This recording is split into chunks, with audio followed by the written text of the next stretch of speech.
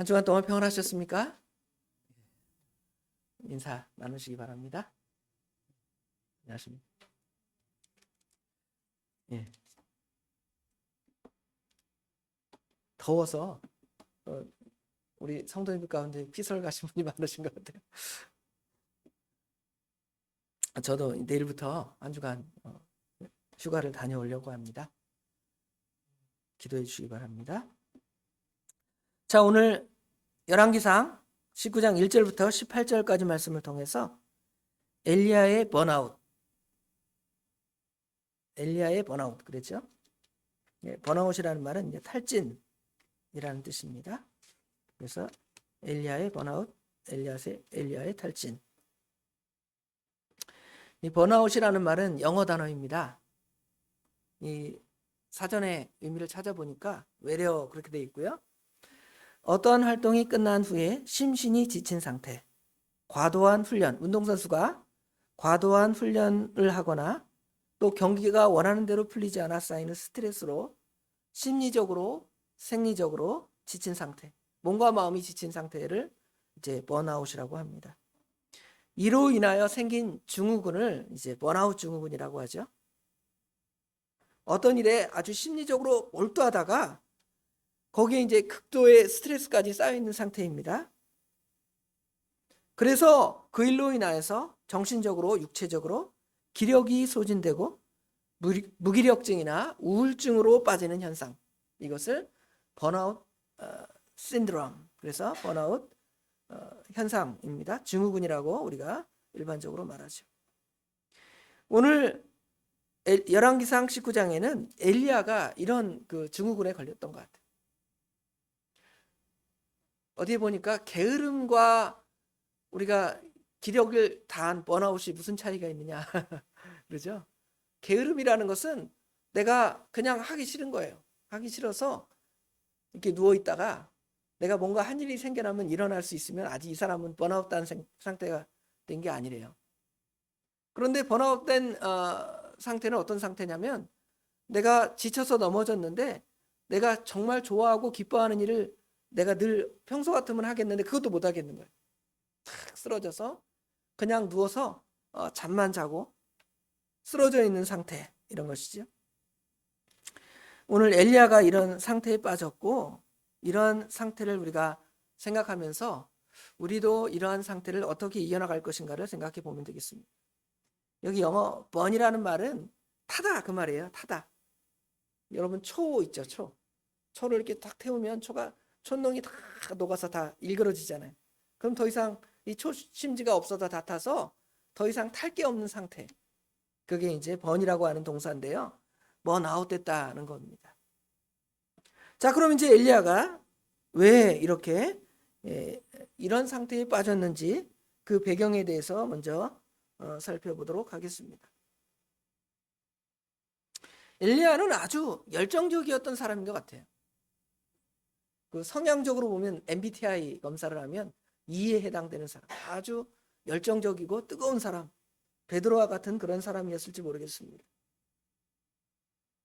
그는 이 오늘 본문의 말씀에 보면 뭐라 그랬냐면 하나님에 대한 열심이 유별하다 그랬어요. 옛날 성경에는 뭐라 그랬냐면 하나님에 대한 열심이 특심, 내가 특심합니다 이랬는데요. 그 원어적인 의미를 보니까 이 카나라는 그 히브리어 동사를 썼더라고요.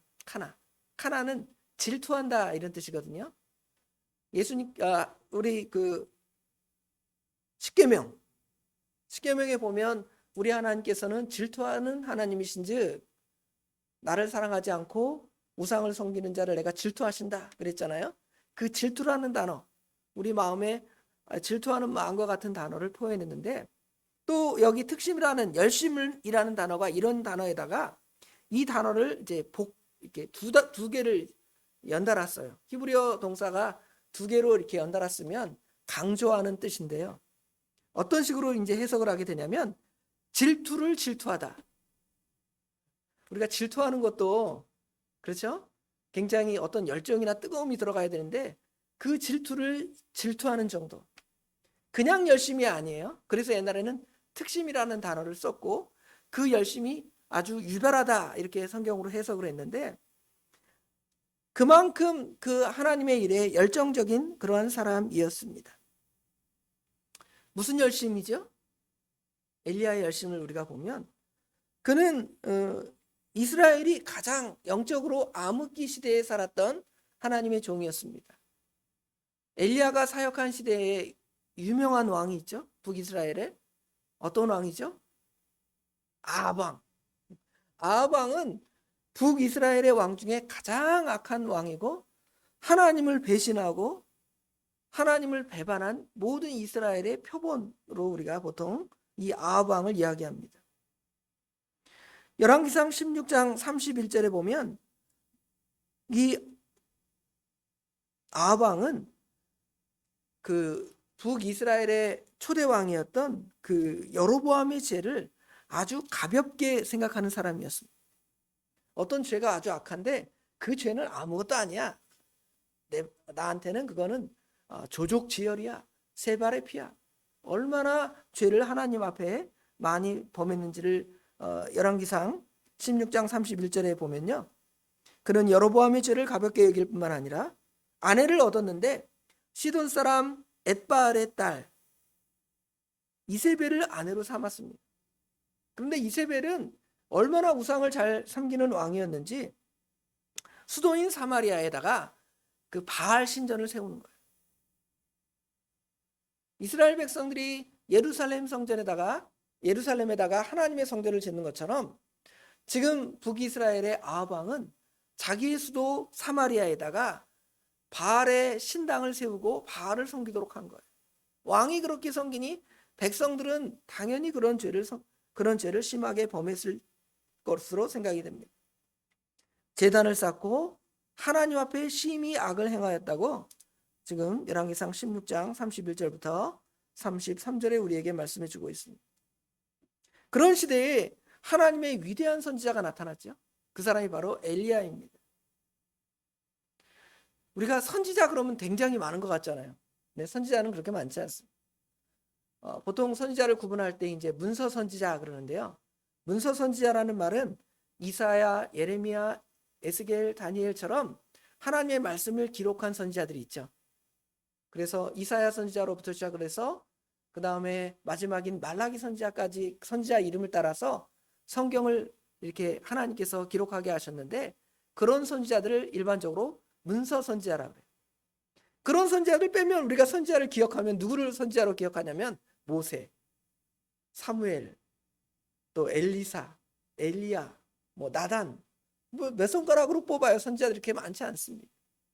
그런 선지자들 중에서 엄청난 사역을 한 사람이 그렇게 많지 않습니다.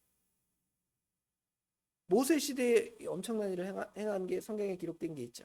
홍해를 가르고 또 하나님께서 이 모세를 통하여 10가지 재앙을 내린 그런 것들을 보면 대단하지만, 이 엘리야나 엘리사 시대에 하나님께서 특별한 이적들을 많이 행했어요. 우리 지금 이사야부터 시작을 해서 다니엘까지 있는 문서 선지자들을 보면 이 시대에는 무슨 유명한 이적을 행했다든지 기적이 나타났다든지 이런 얘기는 거의 없어요. 오히려 백성들에게 너희들이 잘못을 책망한다, 회개하라. 그러다가 예레미야 선지자나 이사야 선지자는 어떻게 해요? 죽임을 당하고 핍박을 당하고 고난을 당하잖아요. 그런데 그런 가운데서도 하나님의 능력이 나타난 선지자 그러면 몇 손가락으로 뽑아요. 성경에 기적이 많이 나타나 있지만 기적이 그렇게 많지 않습니다. 믿음이 연약한 시대에 하나님의 놀라운 역사를 보이기 위해서 하나님께서 그런 이적을 행하시는 거지, 아무 때나 무슨 이적을 막 행하고 지금도 당장 뭘 행하고 그렇게 행하시지 않았습니다. 하나님의 이적이 나타난 시대에는 그만큼 세대가 완악하고 패역하고 하나님을 거부하는 시대예요. 그런 시대에 지금 하나님께서는 놀라운 일을 행하시잖아요. 오늘 본문 앞에 보면 18장에 보면 하나님께서 이 엘리야 선지자를 통하여 바알과 아세라 선지자 850대 1의 전쟁을 하죠. 여러분 무슨 조폭이 나오는 드라마나 영화에 보면 내가 17대 1로 싸웠어 이러잖아요. 그렇죠? 유명한 게 그 17대 1입니다. 그런데 성경에는 그것도 비교도 안 되는 850대 1의 싸움을 한 얼마나 능력 있는 선지자입니까? 그가 기도하면 비가 와서 많은 사람들이 생명을 얻고, 그가 기도하지 않으면 또 하나님께서 또 그 기도에서 하나님의 심판을 그에게 내리게 하는 놀라운 역사가 나타나죠. 그런 열심이 그 안에 있습니다.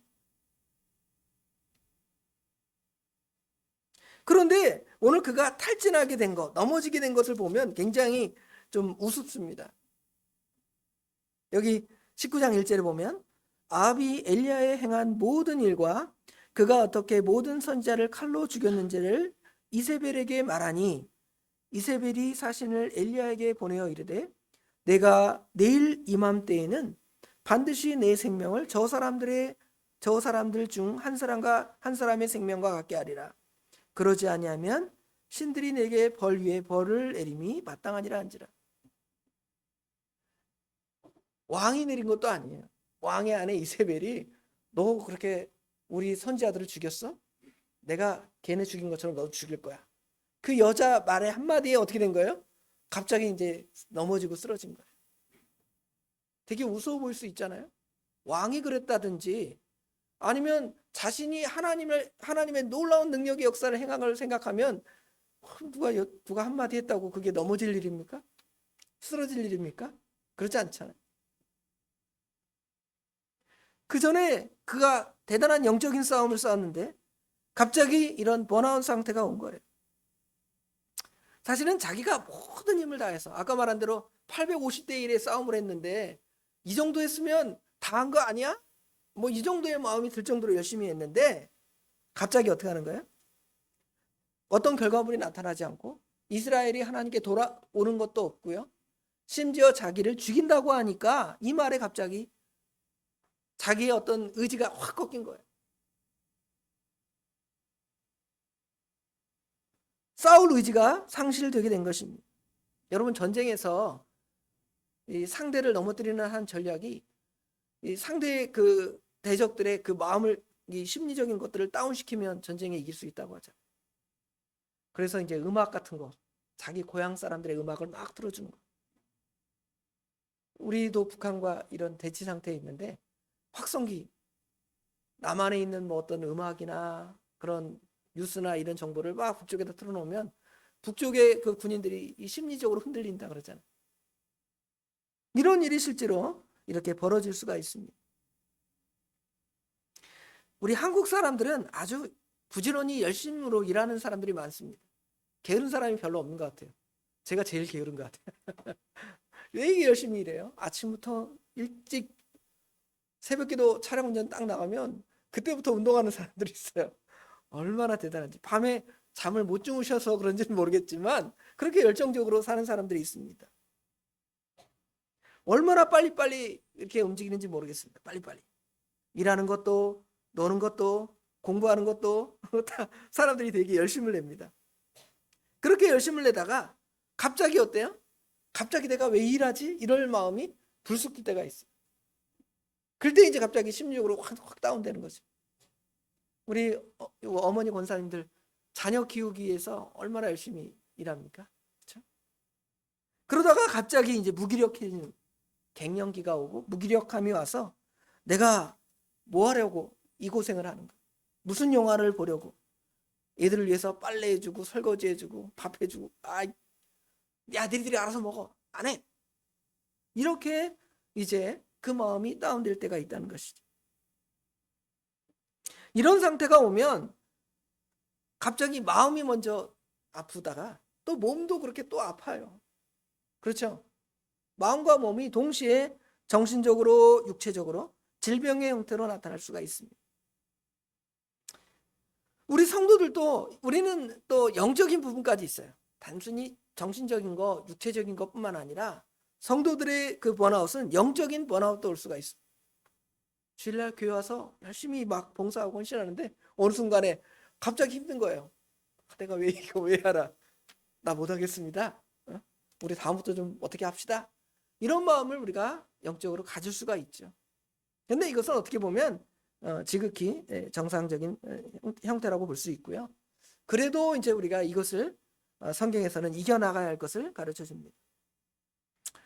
제가 내일부터 휴가 다녀오는 얘기는 했고요. 보통 목회자들은 산기도나 수양회를 가면 또 이런 시간, 기도하는 시간뿐만 아니라 좀 쉬는 시간을 가져서 영적으로 이렇게 에너지를 충전하듯이 그런 일을 합니다. 성도 여러분도 이제 휴가를 가실 분도 계시고 갔다 오신 분도 계신데 이런 계획을 통해서 좀 힘을 얻는 것처럼 영적인 것도 이런 힘을 얻어야 돼요. 그냥 감당하다가는 다 바닥나서 못하고 포기하게 되는 것이 우리의 일이라 할 수 있습니다. 아무튼 엘리야는 이런 이세벨의 협박에 갑자기 이런 증세를 나타내고 도망을 합니다. 도망을 하는데 어떻게 도망을 가냐면 여기 3절에 보니까 그가 이 형편을 보고 일어나 자기의 생명을 위해 도망하여 유다에 속한 브엘세바에 이르고 자기의 사환을 그곳에 머물게 하고 자기는 광야로 들어가 하루길쯤 로덴나무 아래에 앉아서 그랬죠. 도망가는 과정을 보면 지금 이스라엘은 남쪽과 북쪽으로 갈라져 있는 상태예요. 북이스라엘, 남유다. 우리 남북한 이렇게 있는 것처럼 갈라져 있는 것처럼 유다도 이렇게 갈라져 있어요. 물론 그 유다 이스라엘 전체 땅이 강원도 정도의 크기라 그래요. 강원도가 강원 남북도로 이렇게 갈라진 정도의 크기라고 생각을 하면 돼요. 그런데 북이스라엘의 그 아합과 이세벨이 이제 죽인다 그러니까 도망을 갑니다. 도망을 가는데 북한에서 예를 들어 김정은에게 선지자, 제가 선지자라고 합시다. 가서 회개하라, 안 하면 죽는다 이러니까 김정은이 너 죽여버린다 그런 거예요. 그럼 어떻게 해요? 네, 도망을 가는 거죠. 도망을 갔는데 어디로 도망갔냐면 여기 보니까 브엘세바로 도망갔대. 브엘세바로 도망가는 거 어디로 도망갔냐면 남한에 저기 땅끝마을 해남이나 제주도까지 도망간 거예요. 그렇죠? 지금이야 국경이 없으니까 어떻게 군사들이 몰려와서 막 쳐들어와서 잡아갈지도 모르겠지만 우리는 이제 남북한 국경이 있어 올 수도 없잖아요. 도망을 쳐도 정도껏 도망을 쳐야 되지. 너무 도망을 치잖아요. 어디까지 도망쳤어요? 브엘세바까지 도망갔습니다. 브엘세바에서도 또 더 남쪽으로 도망가요. 광야로 들어가서 로뎀나무 아래에 이렇게 있는 제주도로 도망가고 아니면 저 일본 배 타고 일본 오키나와까지 가는 거예요. 잡을 수 없게 도망가는 겁니다. 그리고는 여기 지금 아까 읽었던 뒷부분에 보면 로뎀나무 유명한 그 로뎀나무죠. 이 로뎀이라는 말이 원래 좋은 뜻, 로뎀나무가 좋은 나무가 아니에요. 근데 교회에서는 자꾸 로뎀교회 이렇게 붙이잖아요. 이게 발음이 좋아서 그런 건지 그냥 이미지가 좋다고 생각을 해서 그런지 모르겠는데 로뎀나무는 아주 그냥 볼품없는 나무, 아주 나쁜, 보통 그 사람들이 볼 때 이렇게 값어치 있는 나무로 취급되는 나무는 아니에요. 그렇죠? 우리가 이 로뎀나무와 같다 그러면 그냥 로뎀나무의 이름을 붙여도 되는데 자꾸 외국어나 이 서양 언어에 대한 어떤 좋은 이런 이미지가 있어서 그런 식으로 교회 이름을 짓는 경우도 있습니다. 아무튼 거기 안에서 이제 뭐라고 우리 하나님께 구하냐면 자기를 죽여달라는 거예요. 앉아서 자기가 죽기를 원하여 이르되 여호와여 넉넉하오니 지금 내 생명을 거두시옵소서. 내가 지금 충분히 살았습니다. 나를 죽여주세요 정도로 지금 구하는 것입니다. 기도하는 것이죠. 과연 엘리야가 왜 이런 상태에 이르렀을까? 오늘 본문으로 이제 넘어가면 본론 엘리야가 이런 탈진에 빠진 이유를 우리가 생각을 해봅시다. 왜 이런 탈진에 빠졌을까? 엘리야가 하나님의 일을 하면서 아까 850대 1로 싸우면서 하나님의 함께 하심을 느꼈을 것입니다. 우리가 주님의 일을 할 때 하나님이 함께 하심으로 하면 그게 힘들지를 몰라요. 어려운 줄 모릅니다. 기쁨으로 즐거움으로 그 일을 감당하기 때문에 그렇지. 그런데 어느 순간에 하나님이 함께 하시면 조금 뒤로 물러가고 내가 이 일을 한다 이런 생각을 가졌는지 모르겠습니다. 자기 힘으로 한다. 내 수고나 내 열심 이것으로 한다고 생각을 합니다.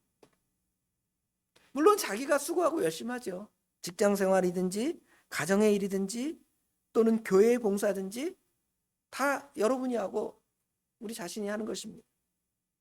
그럼에도 그 일을 감당할 때 우리는 하나님이 주신 힘으로 하나님이 주신 사역으로 사명으로 그 일을 감당한다든지 또 성령 하나님의 도우심으로 이 일을 인식할 때에는 그때는 좀 어려움이 없어요. 기쁨으로 하는 거예요. 교회 나와서 막 설거지할 때도 봉사할 때도 그런 마음으로 하는데 어느 순간 하나님은 짠 떠나가요. 그리고 이제 나만 남았어요. 나만 설거지하는 것 같아요. 나만 전도하는 것 같아요. 그렇죠? 나만 새벽 예배 나오는 것 같아요. 그거 어떻게 돼요? 그럴 때 이제 실족하고 넘어집니다. 그래서 영적으로 보면 그로기 상태에 빠질 수가 있습니다.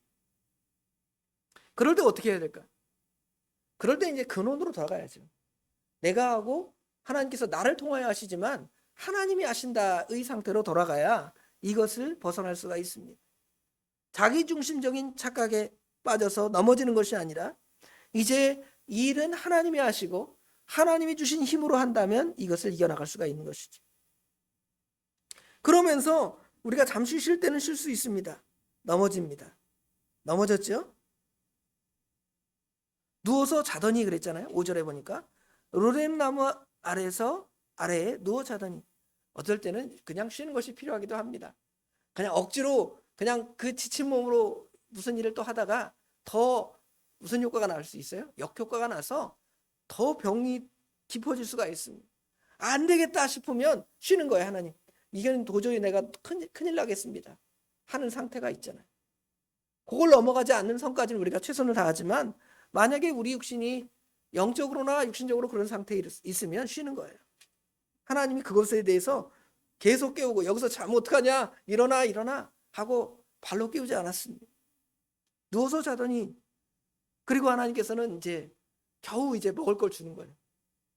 아이들이 고3 수험생이 돼가지고 한 몇 달 동안 몇 년 동안 고생했잖아요. 수능 끝나서 집에서 잠을 자는데 꿀잠을 자요. 그죠? 굳이 막 깨워서 뭐 하고 싶지 안타깝잖아요. 부모 입장에서. 그런데 밥이라도 먹어라. 깨우는 거야. 야, 밥이라도 먹고 자라. 그래서 깨워서 지금 먹입니다. 그랬더니 먹더니 어떻게 해요? 먹더니 또 자는 거예요. 얼마나 힘이 들어. 영적인 상태가 이렇게 심하게 다운되니까, 탈진되니까 그와 같은 상태가 됩니다. 그러니 그 다음 날도 또 깨워서 하나님께서 마치 그 전에 엘리야에게 떡과 고기를 까마귀를 통하여 주신 것처럼 여기는 떡과 물을 엘리야에게 공급하시고 그로 인하여 이제 힘을 내게 합니다. 하나님을 통하여 이제 힘을 공급받는 거예요. 단번에 공급 안 될 수 있습니다. 한번 자고 또 일어나서 또 먹고 또 자고 그렇게 며칠 그럴지 모르겠습니다. 그래서 이제 하나님께서 마지막에 일으켜 세우면서 하나님의 천사가 또다시 와서 어루만지며 이르되 일어나 먹으라, 네 갈 길을 다 가지 못할까 하노라 하는지라. 여기 지금 어루만졌다 그랬잖아요. 어떻게 해요? 여러분 자녀 깨울 때 안 일어나 발로 차버려요. 야, 일어나. 학교 가야 되는데 계속 자고 있으면 어떡해. 괴롭혀요. 저는 우리 애들 막 짜증내더라고요. 그렇죠? 하나님께서는 엘리야를 그렇게 어루만지시면서 그를 일깨우는 장면이 오늘 본문에 있습니다. 우리도 그렇게 넘어질 때 하나님이 그렇게 하시는 거예요. 더 상처받고 더 넘어지지 않도록 하나님께서는 어루만지시면서 떡과 물을 공급하시고 또 쉴 때까지 쉬어라. 그렇게 우리 하나님께서 여러분을 바라보실 것입니다.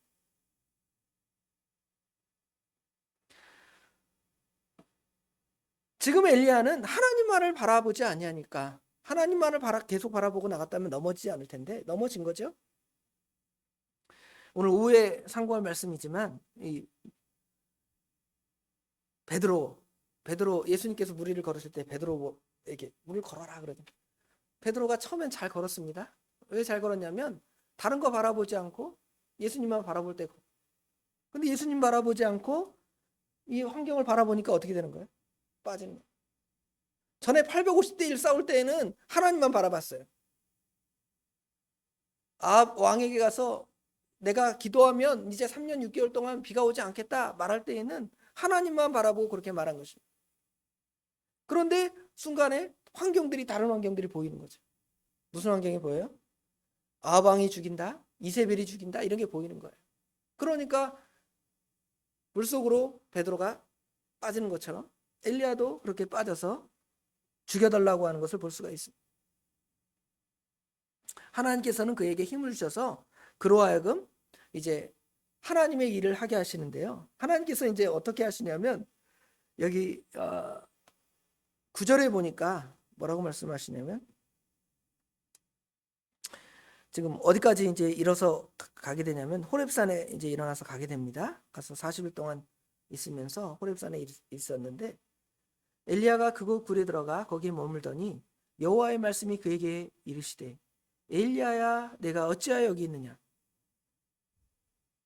하나님께서 쓰러진 성도들에게 뭐라고 질문하냐면 아무개야 내가 어찌하여 여기 있느냐 이렇게 질문하십니다. 하나님이 거기 있는지 몰라서 질문하는 거예요? 그런 질문은 아닐 거 아니에요. 내가 어찌하여 여기 있느냐 이 말씀은 뭐냐면 너의 영적인 상태가 왜 그렇게 되었느냐 그걸 묻는 거예요. 네가 누구고 내가 왜 그 일을 했고 어떤 힘으로 했는지를 알면 내가 지금 여기 와 있지 않고 계속 하나님의 말씀을 선포하고 저 아합과 이스라엘 백성들을 하나님의 말씀대로 바로 세워나가는 일을 하겠는데 보지 않으니까 넘어져서 여기 왜 있는지를 모르는. 그러니까 하나님께서 너는 누구고 너 왜 여기 있니 이렇게 물어보는. 여러분에게도 그럴지 모르겠습니다.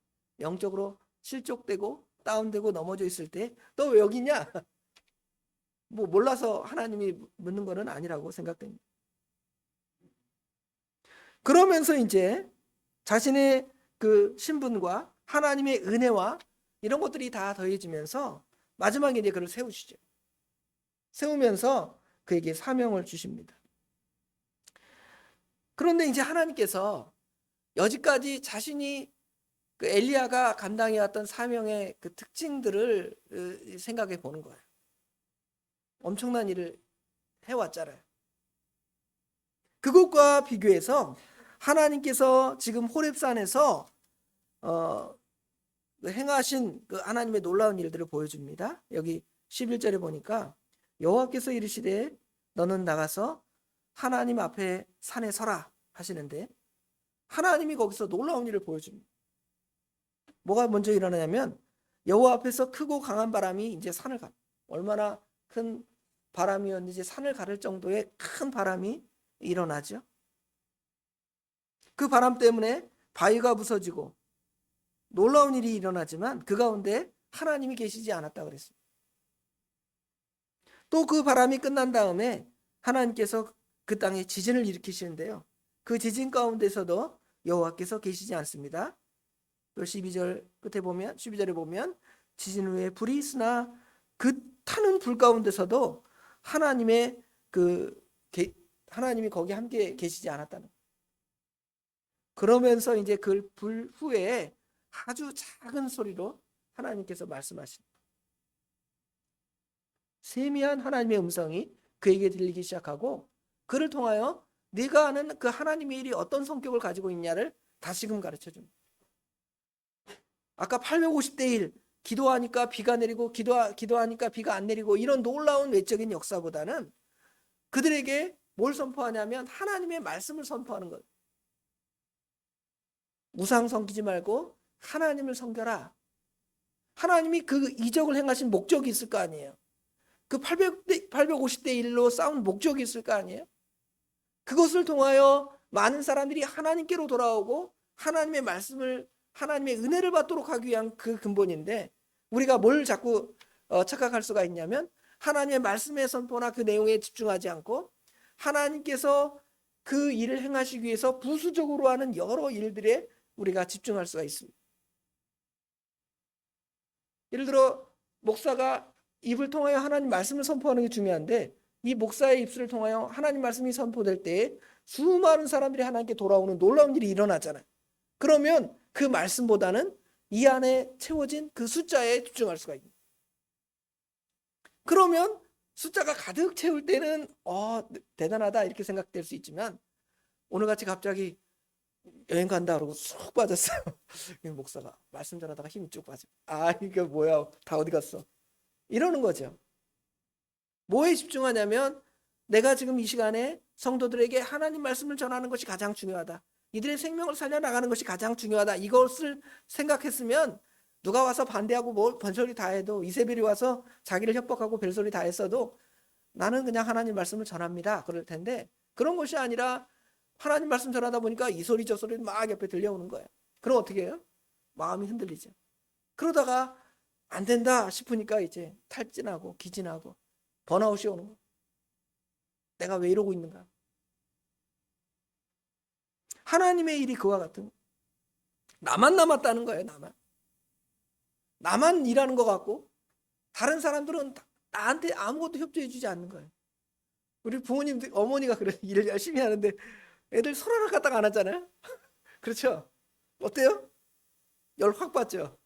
나만냐? 내가 네 종이냐? 어? 니들이 알아서 밥 해먹고 니들이 알아서 설거지하고 니들이 알아서 해. 막 이러잖아요. 그런 마음이 지금 누구에게 든 거예요? 엘리야에게 든 거예요. 그런데 사실은 그러지 않습니다. 여기 보니까 뭐라 그러냐면 내가 여기 18절 우리 18절 한번 읽어봅시다. 18절 다 같이 읽습니다. 그러나 내가 이스라엘 가운데에 7,000명을 남기리니 다 바알에게 무릎을 꿇지 아니하고 다 바알에게 입맞추지 아니한 자니라. 하나님께서 7,000명을 남겼다. 목사도 하나만 남기는 게 아니라 우리 옛사랑교회 우리 성도님들 아마 남겨주셨잖아요. 적은 수든 많은 수든 남겨두셨습니다. 여러분 주위에도 분명히 그게 남겨준 그거를 알 텐데 우리가 자꾸 그 일에 집중하다 보니까 주변 사람들이 안 보이는 거예요. 안 도와주는 것 같아요. 안 하는 것 같아요. 그러니까 탈진하고 넘어지는 것이죠. 실패한 것 같습니다. 그러나 실패가 없습니다. 하나님의 일에는. 하나님께서 저 아프리카에 선교사 한 분을 보내셨는데 아무도 하나님 말씀을 듣는 사람이 없어요. 10년, 20년 지나도 열매가 하나도 없습니다. 아무것도 안 하고 난 돌아왔나 보다 그랬는데 그 선교사님이 복음을 전한 한 아이를 통하여 자기보다 했던 더 수많은 사람들이 하나님께 돌아오고 수천 명, 수만 명의 사람이 하나님께 돌아오는 역사가 있잖아요. 그럼 그 한 생명 살린 게 중요해요. 여름 선교학교를 한다는데 예전에는 여름 선교학교 하면 아이들이 막 그렇죠? 근데 지금 여름 선교학교 한다 보면 우리 한 명이에요. 그럼 안 해야 되겠다. 그게 아니라 어디론가 보내서 하나님 말씀 듣게 하는 거예요. 또 다른 교회 여름 선교학교 하는데 가서 하나님 말씀 들어라. 그러면 그 아이가 가서 하나님 말씀 들어요. 들으면 그 아이를 통하여 하나님께서 그 복음의 씨앗이 심겨지게 하는 거예요. 수련회도 보내고 중고등부 수련회도 보내고 청년부 수련회도 보내고 한 명이라도 어디 가게 하는 거예요. 가게 해서 내가 못하면 듣게 하는 거죠. 듣게 하면 그 아이가 어떻게 되는 거예요? 그 아이가 변화해서 하나님의 교회를 다시 세울 수 있어요. 더 크게 만들 수 있습니다. 꼭 숫자적인 그런 것뿐만 아니라 영적으로도 그렇게 만들어 나가는 하나님의 놀라운 역사를 하게 되는 거예요. 근데 우리는 자꾸 7,000명에 집중하자.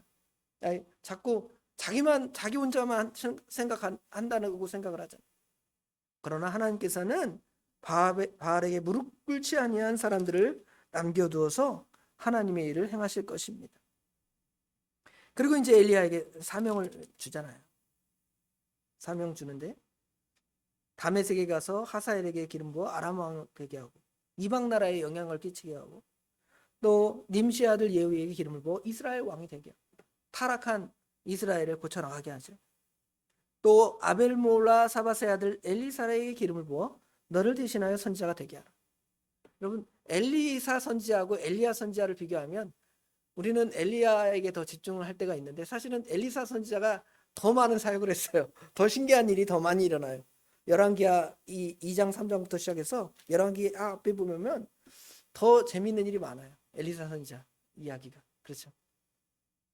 하나님께서 자기를 통해 놀라운 일을 행하지 아니하였다 할지라도 자기를 통하여 구원받은 어떤 자를 통하여 더 큰 일을 행할 수 있거든요. 그걸 또 소망하면 우리가 번아웃 될 필요도 없어요.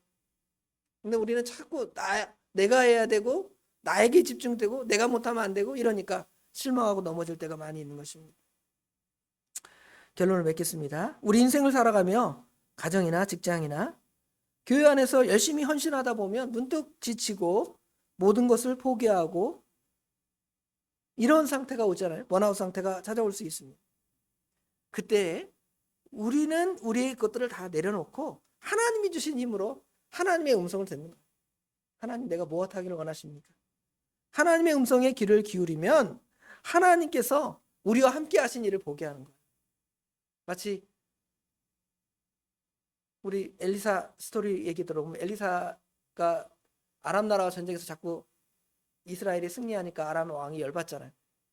왜 그랬냐 그랬더니 저 아람 나라, 저 이스라엘 나라에는 선지자 엘리사라는 사람이 있는데 그 사람이 자꾸 우리의 전략을 이렇게 가르쳐 줍니다. 그러니까 아람의 왕이 와서 누구를 잡아가려 그래요? 엘리사를 잡아가려 그러잖아요. 근데 사환이 와서 선지자님 어떡합니까? 지금 아람 군대가 우리 집 다 포위싸고 있는데요. 그때 하나님께서 그 사환의 눈을 탁 뜨게 하시죠. 뭘 보게 하셔요? 불말과 불병거를 보게 하시잖아요. 여러분, 불말과 불병거를 봐야 돼요. 우리 믿음의 사람들은 우리를 도와주고 우리를 위해 행하시는 하나님의 역사를 보면 우리가 하나님의 일을 잘 감당해 나갈 수가 있습니다. 이런 저와 성도 여러분 되시길 주님의 이름으로 축원합니다. 기도하겠습니다. 아버지 하나님, 무더운 여름날 좀 쉬고 싶고 휴가도 가고 우리 그 직장 생활이나 사회생활이나 가정생활이 번아웃되어서 힘들 때가 있지만, 특별히 신앙생활 안에서도 이런 일이 우리 안에 벌어질 수도 있지만, 그래도 우리가 넘어지지 않고 쓰러지지 않는 것은 우리 뒤에 계신 우리 하나님께서 우리에게 힘을 주시고 그것을 이길 수 있도록 허락하신다는 것을 오늘 이 엘리야 선지자의 그 번아웃 상태를 통하여 배우게 하신 거 감사합니다. 저희들 그런 상태까지 나아가지 않았지만 우리가 그런 상태에 빠지기 전에 우리 하나님을 더 신뢰하고 의지하며 이기고 승리해서 아버지 하나님의 교회를 세워나가는 일과 하나님의 기쁘신 뜻을 이루어가는 그 일에 조금도 부족함이 없도록 우리 하나님께서 친히 역사하여 주시옵소서. 모든 것 주님께 맡깁니다. 우리 주님께서 복되게 인도하여 주실 줄 믿사오며 예수님의 이름으로 간절히 기도드리옵나이다. 아멘.